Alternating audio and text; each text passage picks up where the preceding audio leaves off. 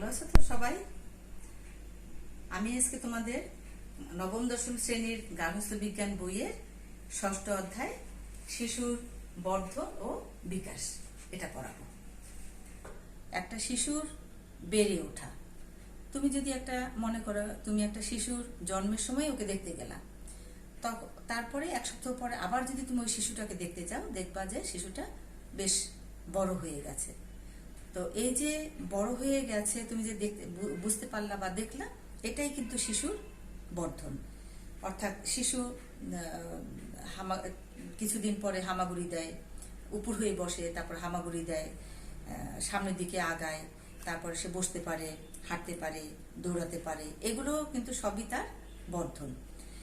জন্মের সময় একটা শিশু সাধারণত 3 কেজি তার ওজন থাকে। 6 মাস বয়সে সেটা দ্বিগুণ হয়ে যায়, 1 বছর বয়সে তার 3 গুণ হয়ে যায়। এইগুলোকে বলা হয় বর্ধন। অর্থাৎ শিশুর ওজন বৃদ্ধিটাই হচ্ছে বর্ধন। তো নবজাতক শিশু এই যে বেড়ে উঠছে, এই বেড়ে ওঠার সাথে সাথে প্রত্যক্ষ কিছু ক্ষমতা সে অর্জন করে। যেমন তার হাত পা নাড়া, হাত দিয়ে একটা কিছু ধরা, তারপরে পা মুখে তুলে খেলা, এগুলো কিন্তু তার সবই বিকাশ। তারপরে 5 বছর বয়সে একটা শিশু ছবি আঁকতে পারে, 10 বছর বয়সে সে ক্রিকেট খেলতে পারে। তো শিশুর যে এই হাতে পায়ে বৃদ্ধি যে হচ্ছে, বাড়ে, দৈর্ঘ্যে বাড়ে, শুধু তার গুণগত পরিবর্তনই না, তার সাথে সাথে আরো কতগুলো তার বিকাশও হয়। এই বিকাশগুলো বিভিন্ন ক্ষেত্রে টাইম টু টাইম তার পরিবর্তন হয়। তবে নির্দিষ্ট বয়স অবধি মানব জীবনের বর্ধনটা একটা লিমিটেশন থাকে।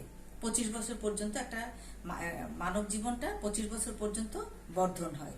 কিন্তু বিকাশটা হয়, মানব জীবনের বিকাশটা হয় জন্মের শুরু থেকে মৃত্যু অবধি। এই যে বিকাশগুলো, এগুলো বিভিন্ন ক্ষেত্রে বিভিন্ন রকম হয়ে থাকে। এখন এটাই তোমাদেরকে আমি এখন বলবো যে যে বিকাশের ক্ষেত্রগুলো আমি একটু লিখে নিচ্ছি। যে শিশুর বিকাশের ক্ষেত্র, বিকাশের ক্ষেত্র।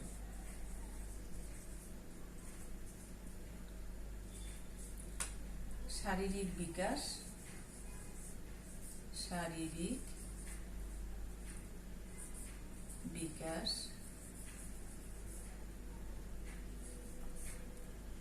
বুদ্ধিবৃত্তীয় বিকাশ,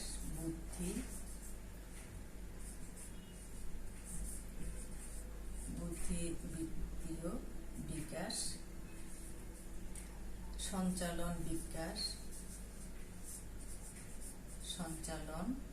বিকাশ, ভাষার বিকাশ, তারপরে আবেগীয় বিকাশ,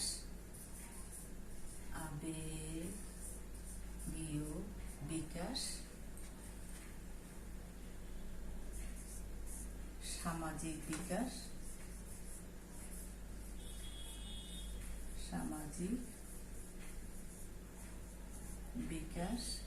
তারপর নৈতিক বিকাশ। এগুলো কি? এগুলো হচ্ছে বিকাশের ক্ষেত্র, শিশুর বিকাশের ক্ষেত্র। তো শিশুর শারীরিক বিকাশ, প্রথমে হচ্ছে শারীরিক বিকাশ। শিশুর যখন জন্ম হয় তখন তার অঙ্গ প্রত্যঙ্গ যে নাড়াচাড়া করা, সে তার হাত নাড়া, পা নাড়া, এগুলো হচ্ছে তার শারীরিক বিকাশ। তার যে বৃদ্ধি হচ্ছে শারীরিকভাবে, সে তার যে ছোট্ট ছিল সে যে বড় হচ্ছে, এটা তার শারীরিক বিকাশ। এরপরে বুদ্ধিবৃত্তীয় বিকাশ। কোনো কিছু সে বুঝতে চেষ্টা করে। তাকে যখন ডাকা হয়, তার নাম ধরে যদি ডাকা হয়, সে তখন সেদিকে তাকায়। তারপরে সে বাবাকে চেনে, মাকে চেনে। এই যে তাদের কেউ হাসলে সেটা সে রেসপন্স করার চেষ্টা করে। এগুলো তার বুদ্ধিবৃত্তীয় প্রকাশ। তার যে বুদ্ধির যে বিকাশ হচ্ছে, তার ফলস্বরূপ সে এগুলো চেষ্টা করে তার বোঝানোর। এরপরে সঞ্চালনমূলক জন্মের সময় একটা শিশু নড়েও না চড়েও না, সে একদম ফ্ল্যাট ভাবে শুয়ে থাকে। তার বৃদ্ধির সাথে সাথে তার যখন বর্ধন হয় তার সাথে সাথে তার এই বিকাশও হয়, তখন সে হাত পা নাড়ে, তারপরে পা ছড়ে, হাত ছড়ে শব্দ করার চেষ্টা করে, অর্থাৎ তার সঞ্চালন, পুরো বডিটার সঞ্চালন করার বিকাশ তার ডেভেলপ হতে থাকে। এরপরে ভাষার বিকাশ, আস্তে আস্তে সে একটা দুটো শব্দ সে করার চেষ্টা করে, মা ডাকার চেষ্টা করে, বাবা বাবা বলার চেষ্টা করে, দাদা বাবা, এই সব একটা দুটো শব্দ তার বলার চেষ্টা করে। তার এই বিকাশটা, তখন তার ভাষার বিকাশও তার ডেভেলপ হয়। এরপরে আবেগীয় বিকাশ, অর্থাৎ সে যদি খুশি হয় তখন সে হাসে, তার যদি ব্যথা লাগে অথবা সে কোনো একটা অসুবিধার মধ্যে পড়ে গেছে, হয়তো সে টয়লেট করে ফেলছে, তখন সে সেটা তো বলতে পারে না, কিন্তু সে কান্না দিয়ে সেটা প্রকাশ করে, অর্থাৎ তার আবেগটাকে প্রকাশ করার আবেগীয় বিকাশ তার তখন ডেভেলপ করে। এরপরে সামাজিক বিকাশ। সামাজিক বিকাশটা এটা জন্মের সময়ই হয় না, এটা একটু বয়স বাড়ার সাথে সাথে এটা হয়। মা বাবাকে সে চিনতে চেষ্টা করে বা চিনে ফেলে, তখন ভাই বোন থাকলে তাদের সাথে সে মেশার চেষ্টা করে, অন্য কেউ যদি বাড়িতে থাকে তার সাথে সে মেলার চেষ্টা করে। এগুলো তার নিয়ম অনুযায়ী তার কতগুলো রীতিনীতি শেখা, এই অন্যকে কোনো কিছু একটু দিয়ে সাহায্য করা, তারপরে তার মতনই ছোট ছোট কাউকে যদি সে পায় তার সাথে একটু ফ্রেন্ডশিপ করার চেষ্টা করে, হাসি মুখে টাটা দেওয়া, এই ধরনের যে বোধগুলো এই সময় তার এই সামাজিক বুদ্ধিগুলো তার বৃদ্ধি পায়। এরপরে নৈতিক বিকাশ। নৈতিক বিকাশটা যার যার ধর্মীয় দৃষ্টিকোণ থেকে তার মধ্যে সেটা বিকাশটা ঘটে, এবং নৈতিক, ধর্মীয় এবং সামাজিক রীতিনীতির উপরে ভিত্তি করে তার ভালো মন্দটা শেখে, সে কোনটা ন্যায়, কোনটা অন্যায়, কোনটা করা উচিত, কোনটা করা উচিত না, এইসব ডেভেলপমেন্টটা তার গড়ে ওঠে। তো প্রত্যেকটা শিশুই কিন্তু মাতৃগর্ভে 280 দিন অথবা বলতে পারো 40 সপ্তাহ অথবা 9 মাস গর্ভে থাকার পরে একটা শিশু জন্মগ্রহণ করে, এবং এই যে মাতৃগর্ভে থাকার সময়টা, এটা কিন্তু প্রত্যেকটা শিশুই যে এই নির্দিষ্ট সময়টা অবধি থাকবে তা না, এটা হেরফের হতে পারে। এবং একটা শিশুর যে বৈশিষ্ট্যগুলো, একটা শিশুর যে জন্মগতভাবে সে কতগুলো যে বৈশিষ্ট্য নিয়ে জন্মায় বা বৈশিষ্ট্যগুলো তার থাকা উচিত, এটা যে প্রত্যেকটা শিশুর মধ্যে একই বৈশিষ্ট্য থাকা উচিত, কিন্তু একই বৈশিষ্ট্য থাকবে তা কিন্তু নয়, সেই ক্ষেত্রেও কিন্তু হেরফের হতে পারে। অর্থাৎ 10 বছর বয়সে একটা শিশুর 2 বছর বয়সের যে তার চারিত্রিক বৈশিষ্ট্য, সব 2 বছরের বাচ্চাদের চারিত্রিক বৈশিষ্ট্য এক হবে না। আবার 10 বছর বয়সের একটা শিশুর যে বৈশিষ্ট্যগুলো হওয়া উচিত প্রত্যেকটা শিশুরই কিন্তু সেটা হবে না। এইসব ক্ষেত্রে অবশ্যই তারতম্য হয়ে থাকে। এবং এই আবার তোমার কৈশোর এবং প্রাপ্তবয়স্কদের বিকাশটা যে হবে, এই বিকাশটা একই রকম নাও হতে পারে। জীবন প্রবাহটা যে বয়ে যাচ্ছে, এই প্রসারের সম্পূর্ণ সময়টাকে কয়েকটা স্তরে তাই ভাগ করা হয়েছে। অর্থাৎ এই যে একটা শিশুর বিভিন্ন স্তরে স্তরে স্তরে সে যে বড় হয়ে যাচ্ছে, এই যে তার সময়টা, এই সময়টাকে তার বিভিন্ন স্তরে বিভিন্ন রকমের তার বিকাশ ঘটে। অর্থাৎ ছোট্ট বয়সে একরকম বিকাশ ঘটবে, তারপরে আরেকটু বয়সে আরেক রকম, মানে প্রত্যেকটা স্তর অনুযায়ী তার ডেভেলপমেন্টটা বিভিন্ন ভাবে হবে। এবং এই ডেভেলপমেন্টটা প্রত্যেকটা শিশুরই একই রকমেরই হওয়ার কথা, কিন্তু সাধারণত এই ক্ষেত্রেও হেরফের হয়। তখন আমরা এরপরে দেখছি যে আমরা এই আগে তো দেখলাম আমাদের বিকাশের ক্ষেত্র, এরপরে আমরা পড়ব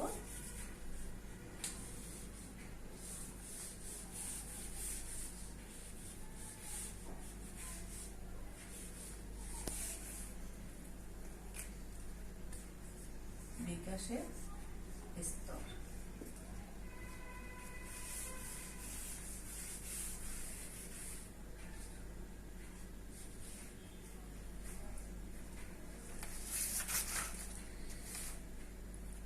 বিকাশের স্তরের মধ্যে আমি স্তরগুলো একটু লিখে নিই।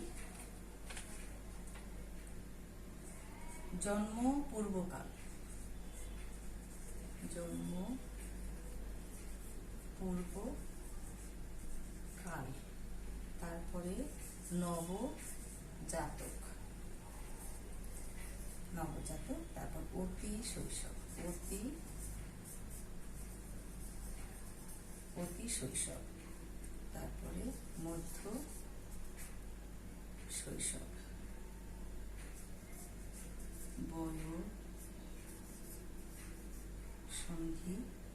বয়ঃসন্ধি বা কৈশোরকাল,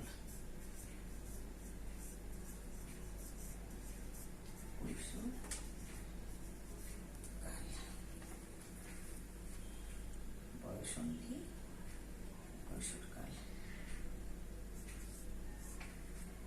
প্রারম্ভিক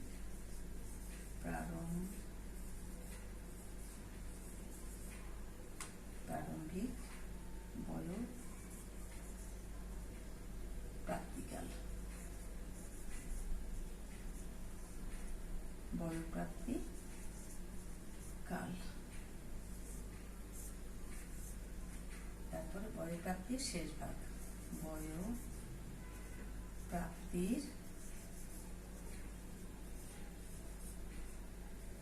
শেষ ভাগ,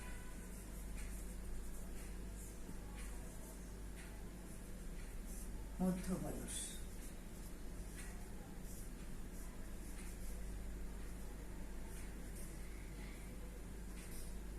হচ্ছে বার্ধক্য।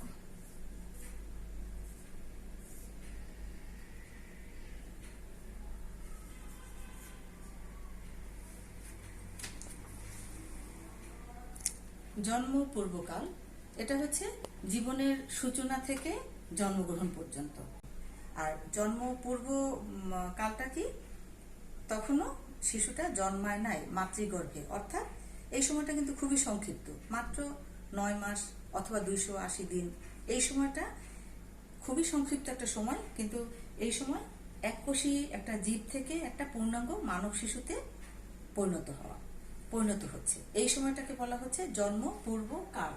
আর নবজাতক হচ্ছে জন্মর সাথে সাথেই পরবর্তীতে 2 সপ্তাহ, এটাকে বলা হয় নবজাতক। এরপরে অতি শৈশব, অতি শৈশব হচ্ছে 2 সপ্তাহ থেকে 2 বছর পর্যন্ত, এই সময়টাকে বলা হয় অতি শৈশব। এর মধ্যে আবার 1 বছর, প্রথম 1 বছর হচ্ছে অতি শিশু, আর দ্বিতীয় বছরটা হচ্ছে টডলার। টডলার কি, এই বয়সে দ্বিতীয় বছরে পা দেওয়ার সাথে সাথেই বাচ্চাটার মধ্যে স্বাধীনতাটা চলে আসে, অর্থাৎ তখন তাকে একটা কিছু বললে পরে সে না বলা, তার ইচ্ছার একটা প্রকাশ ঘটানো, এই স্বাধীনতাটা, স্বাধীন চেতনাটা তার মধ্যে প্রবেশ করে, এবং এই তার বিকাশটাকেই বলা হয় টডলার। এরপরে প্রারম্ভিক, এরপরে হচ্ছে অতি শৈশব। অতি শৈশব হচ্ছে 2 বছর 2 সপ্তাহ থেকে 2 বছর। এরপরে প্রারম্ভিক শৈশব 2 বছর থেকে 6 বছর। এই বয়সে একটা শিশু হাঁটতে পারে, তারপরে ধীরে ধীরে দৌড়াতে পারে, একা একা কাজ করতে পারে, তখন তার মোটামুটি সে স্বাবলম্বী, ছোট্ট কাজের মধ্যে সে স্বাবলম্বী হয়ে ওঠে। এরপরে হচ্ছে মধ্য শৈশব। মধ্য শৈশবের সময়টা হচ্ছে 6 বছর থেকে 11 বছর। এই বয়সে তারা অনেক কিছুই জানে, কোনটা ভালো কোনটা মন্দ, কোন একটা খাবার খেলে সেটার মন্তব্যটা করা, ভালো হলে সেটাকে বলা, মন্দ হলে সেটাকে বলা, তার ভাষার অনেক দক্ষতা বাড়ে, গুছিয়ে সুন্দর করে সে তখন কথা বলতে পারে, এই মধ্য শৈশবে। এরপরে হচ্ছে বয়ঃসন্ধিকাল, বয়ঃসন্ধিকাল বা শৈশবকাল। এটা হচ্ছে একটা মানব জাতির মেইন একটা সময়। এই সময়টাকে ঝড়ঝঞ্ঝার কালও বলে। তো এই বয়সটা হচ্ছে 11 থেকে 18 বছর। তবে বিশ্ব স্বাস্থ্য সংস্থার মত অনুযায়ী 10 থেকে 19 বছরকে তারা এই কৈশোরকালটাকে আখ্যায়িত করেছেন, কৈশোরকাল হিসাবে এই বয়সটাকে আখ্যায়িত করেছেন তারা। এই সময় একটা শিশুর মধ্যে একটা তার প্রাপ্ত বয়স্ক ব্যক্তির ছেলে শিশু অথবা মেয়ে শিশু যেটাই হোক, তার প্রাপ্তবয়স্ক পুরুষ এবং মহিলাদের আকার আকৃতি সবই তার মধ্যে ডেভেলপ করে। তার যৌন বৈশিষ্ট্যগুলো সে অর্জন করে। অনেকগুলো বিমূর্ত চিন্তা, যেটা দেখা যায় না, সেই চিন্তাগুলো তারা করতে পারে। তাদের মধ্যে প্রেম ভালোবাসা এটা জন্ম নেয়, এগুলো তারা বুঝতে পারে। আবার সে কোন পেশায় যাবে সেই বিষয়ে লেখাপড়া করা, সেটাও তারা এই বয়সে অর্জন করে থাকে। এরপরে প্রারম্ভিক বয়ঃপ্রাপ্তিকাল। এখানে হচ্ছে 18 থেকে 25 বছর বয়সটাকে প্রারম্ভিক বয়ঃসন্ধিকাল বলা হয়। এই সময়ে সাধারণত ছেলেমেয়েরা তাদের পেশায় চলে যেতে পারে এবং অনেক সময় জীবন সঙ্গীকেও তারা বাছাই করতে পারে। এবং এই সময় যদি তাদের জীবন সঙ্গীকে বাছাই করা কাজটা করতে পারে অথবা তাদের পেশায় এই বয়সের মধ্যে তারা চলে যেতে পারে, তবে এই সময়টাই তাদের জন্য অন্যতম একটা কাজ হবে। এবং তাদের জীবন সঙ্গীর বেলাও তারা যদি এই বয়সে নির্বাচন করে, দেখা যায় যে সঠিক একটা নির্বাচন তারা করতে পারে। এরপরে আসলে বয়ঃপ্রাপ্তির শেষ ভাগ, অর্থাৎ আগেরটাই কিন্তু চাকুরিতে চলে যাওয়া, তারপরে জীবন সঙ্গী বাছাই করা, এই দুটো কাজ কিন্তু আগের স্টেজে প্রারম্ভিক বয়ঃপ্রাপ্তির কালেই কিন্তু তাদের হয়ে যাওয়ার কথা। যদি হয়ে যায় বয়ঃপ্রাপ্তির শেষ ভাগে, তখন তাদের এই সিলেকশনটা তো হয়ে যায়। বয়সটা হচ্ছে 25 থেকে 40 বছর। ওই দুইটা কাজ তাদের এই বয়সে শেষ। এই ক্ষেত্রে স্বামী স্ত্রী উভয়ের মধ্যে একটা দায়িত্ব গ্রহণতা চলে আসে। এই সময় তাদের সন্তানও চলে আসে। অর্থাৎ তাদের চাকুরিকে মেনটেন করা, সন্তান লালন পালন করা, একে অপরের সাথে আন্ডারস্ট্যান্ডিংটা আরো ঘনিষ্ঠভাবে হওয়ার কারণে, বিভিন্ন কারণে দুজনের মধ্যে আন্তরিকতা সমঝোতা নিয়ে যদি তারা এই বয়সটাকে পার করে, তখন দেখা যায় যে তাদের এই সময়টা খুব সুন্দরভাবে কাটে, সুষ্ঠুভাবে কাটে এবং তাদের এই চাকরি, বিয়ে, সন্তান সবকিছু নিয়ে এত ব্যস্ত থাকে বা এত ব্যস্ত থাকতে হয় যে তখন তারা বাইরের কোনো বিষয়ে মনোযোগী হওয়ার তাদের কোনো অবকাশ থাকে না। কোন বয়সে? এই 25 থেকে বয়ঃপ্রাপ্তির শেষ ভাগ, অর্থাৎ 25 থেকে 40 বছর বয়সে। এরপরে হচ্ছে মধ্যবয়স। মধ্যবয়স হচ্ছে 40 থেকে 60 বছর। এক্ষেত্রে কাজ শেষে, কাজ শুরু করা থেকে কাজে অবসর গ্রহণের সময়টা পর্যন্ত এই সময়টা ব্যক্তি, এই বয়সে একজন ব্যক্তি তার কাজ শুরু করে এবং অবসর নিয়ে তার বার্ধক্যে অবতীর্ণ হওয়ার যে সময়টা, এই সময়টাকে এই মধ্যবর্তী সময়টাই হচ্ছে তোমার মধ্যবয়স।